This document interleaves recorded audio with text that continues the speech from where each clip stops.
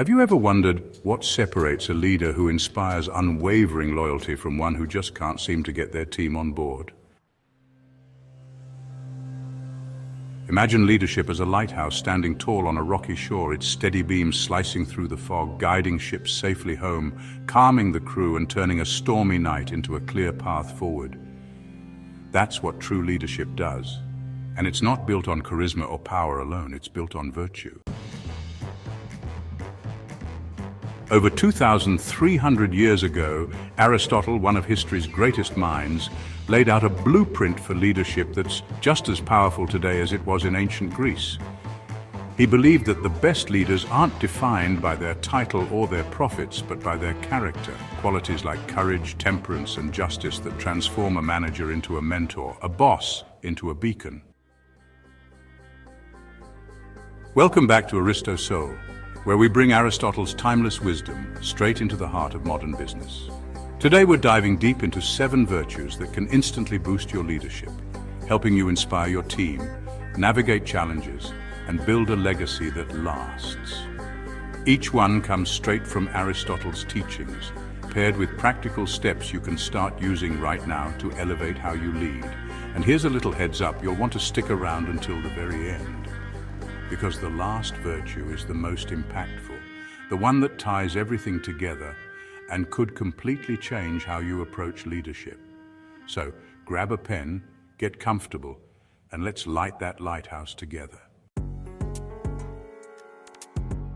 First up, let's talk about courage, facing challenges head-on. Leadership isn't about dodging the tough stuff, it's about steering your team straight through the storm. Aristotle saw courage as the backbone of a leader, but he didn't mean reckless bravery or charging in without a plan. For him, courage is the strength to confront difficulties with a clear head, whether that's making a hard call, taking a calculated risk, or having a conversation everyone else is avoiding. In business, where uncertainty lurks around every corner, courage is what sets you apart. It's the willingness to stand firm when others are waffling, to push forward with a new strategy, when the safe choice would be to stay put, to speak up when silence feels easier. Without courage, leadership becomes timid, reactive, and honestly, pretty uninspiring. Aristotle put it this way: courage is the first of human qualities because it is the quality which guarantees the others. That's from his teachings, often echoed in the Nicomachean Ethics, Book 3. He's saying courage is the foundation.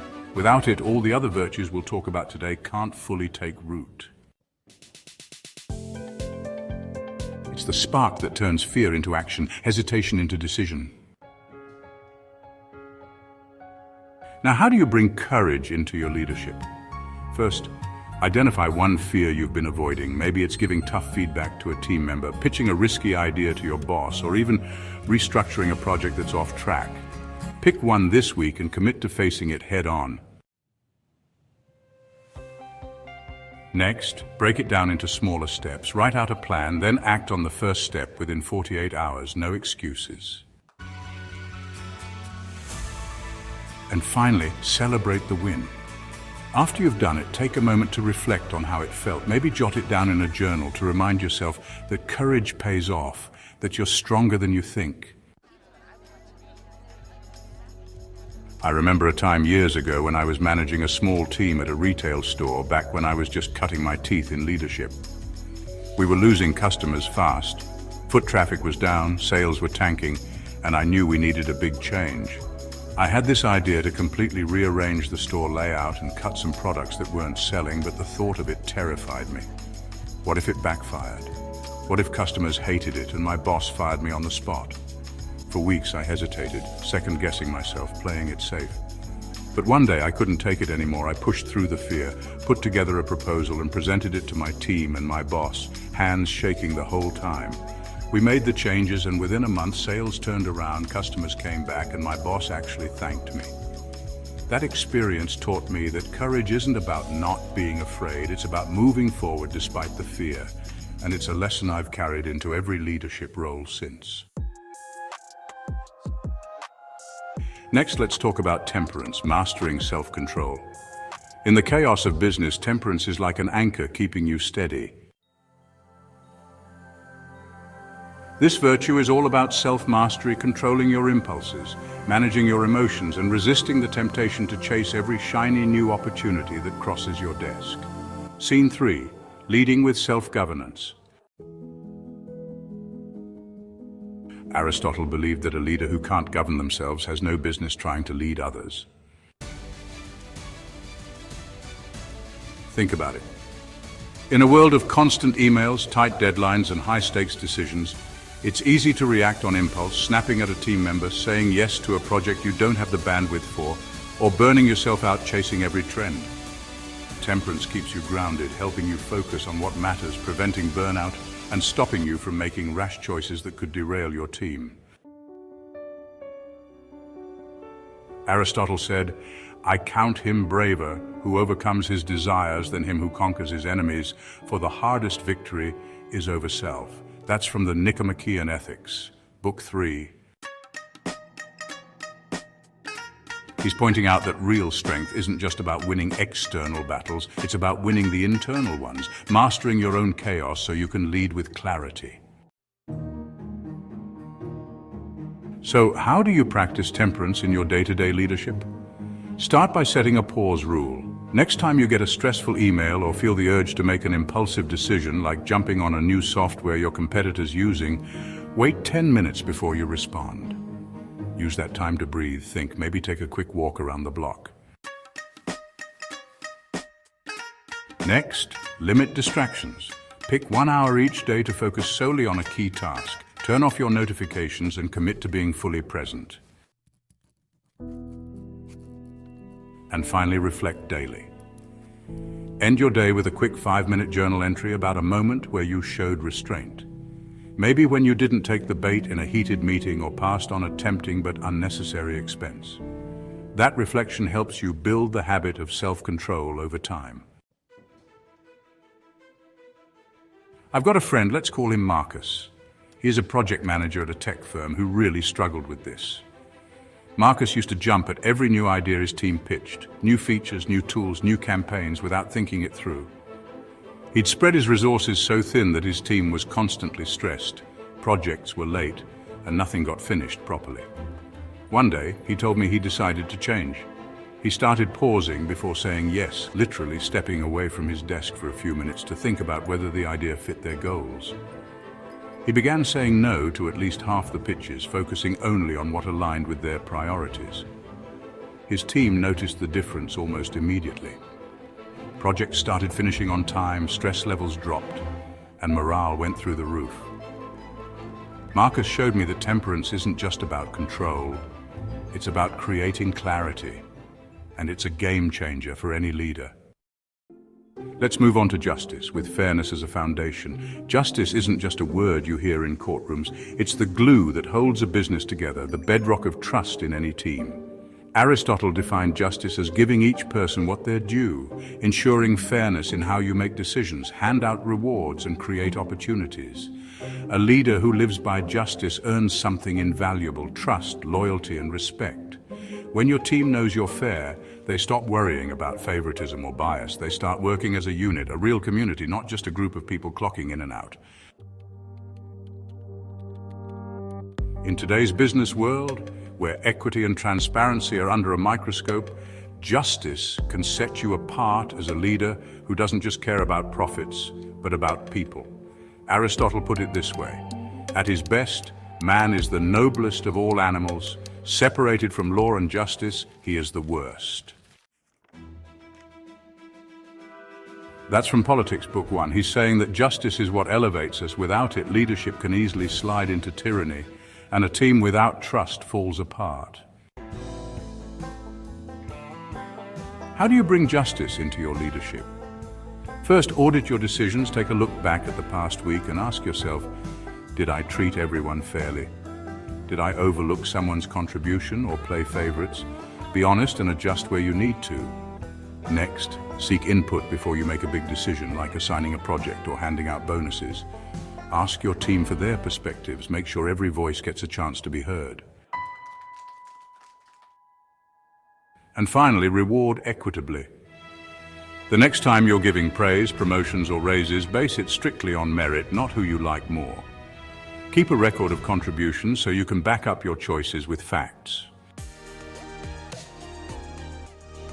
I once worked with a colleague named Sarah who ran a small marketing firm, and she really showed me the power of this virtue.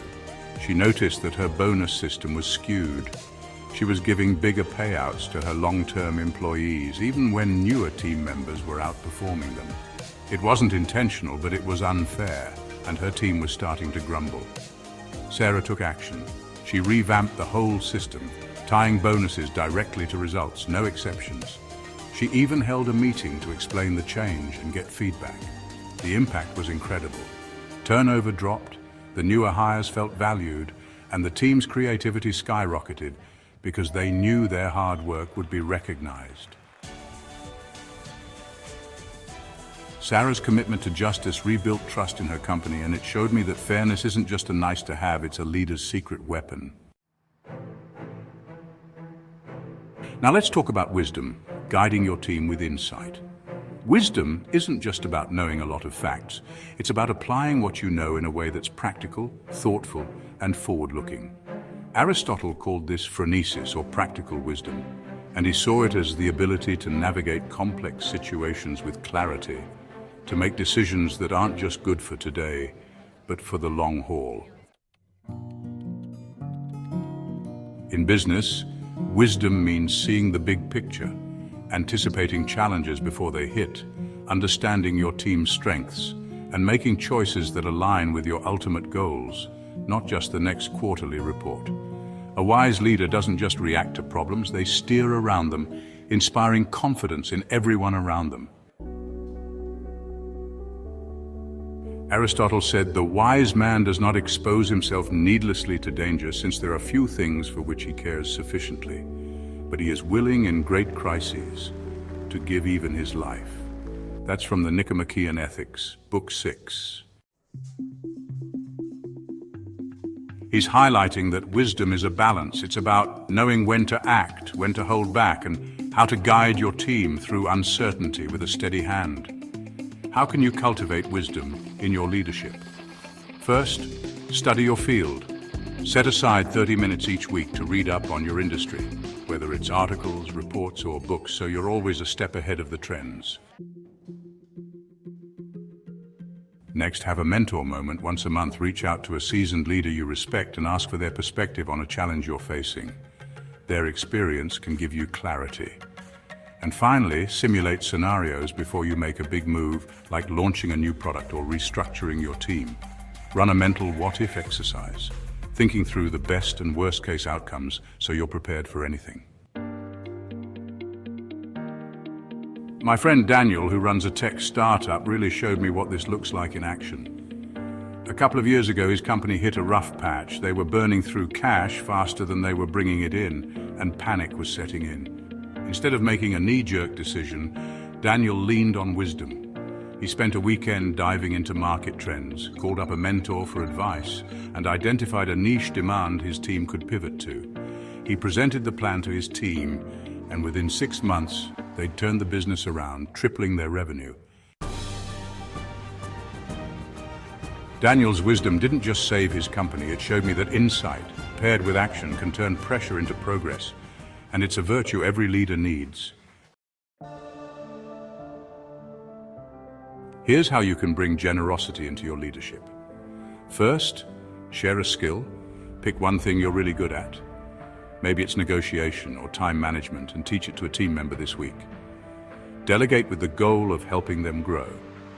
Next, offer your time. Set aside 15 minutes a day to really listen to a colleague, whether they're sharing an idea, a concern, or just venting. Your presence matters. And finally, celebrate others. Publicly recognize a team effort, like a project that came together beautifully. Make it specific and sincere so they know you see their work. I once knew a manager named Lila who turned her team around with this virtue. Lila worked at a logistics company and her team was struggling. Low morale, high turnover, the works. She started small, mentoring her junior staff by sharing her strategies for managing stress and negotiating with clients.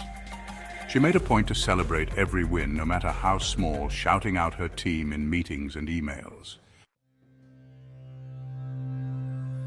Over time, the culture shifted. People felt valued, they stayed longer, and retention doubled within a year. Lila's generosity showed me that giving as a leader isn't a one-way street. It's a gift that keeps coming back, lifting everyone up. Hey, we're halfway there. If you're loving this dive into Aristotle's virtues and how they can transform your leadership, please hit that like button and subscribe.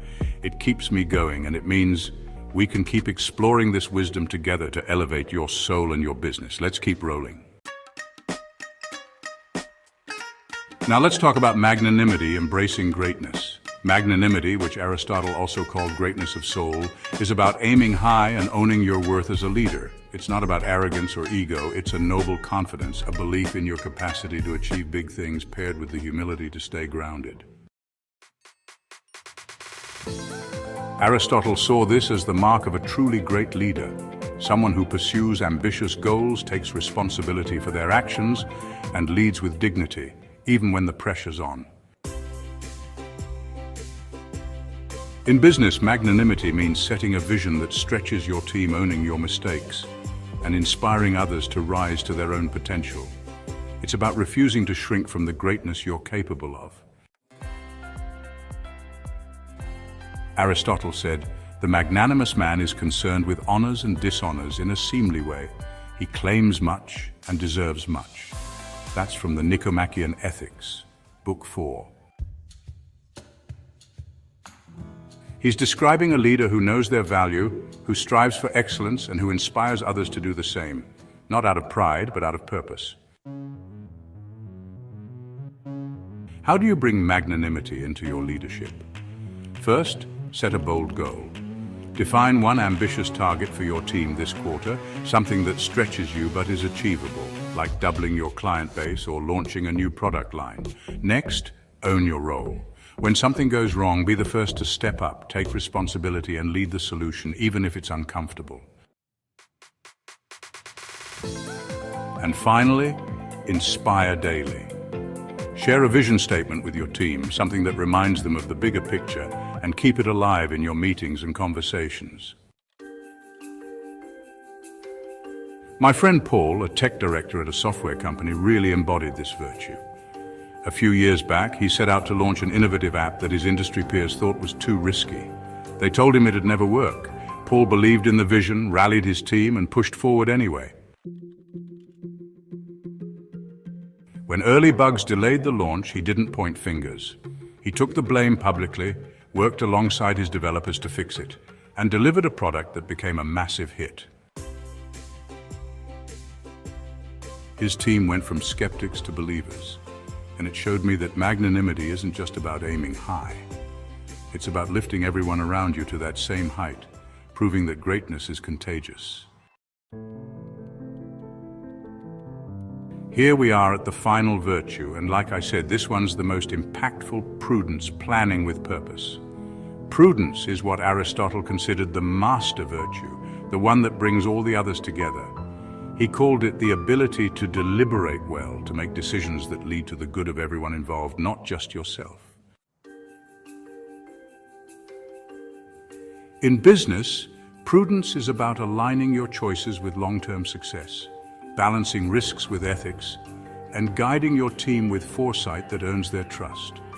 It's not just about being cautious, it's about being intentional, thinking through the consequences and choosing the path that serves your team, your business, and your values over time. A prudent leader doesn't just put out fires, they prevent them, building a legacy of stability and growth. And Aristotle wrote, "Prudence is that virtue of the understanding which enables men to come to wise decisions about the relation to human goods." That's from the Nicomachean Ethics, Book 6. He's saying prudence is the art of leading well, of making choices that aren't just smart for the moment, but good for the soul, yours, your teams, and your businesses. Wow, you've stayed with me this long, thank you. Before we dive into this final transformative virtue, please drop a comment below. Tell me which virtue has spoken to you the most, or just say hi. It really helps me keep creating these videos for you.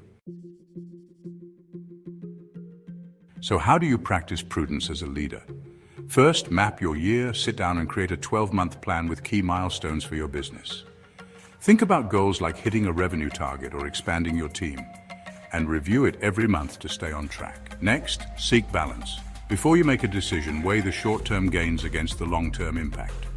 Grab a notebook and make a pros and cons list to keep yourself honest. And finally, mentor your mind. Every quarter, consult a trusted advisor, someone who's been where you want to go, and ask them to help you refine your strategy.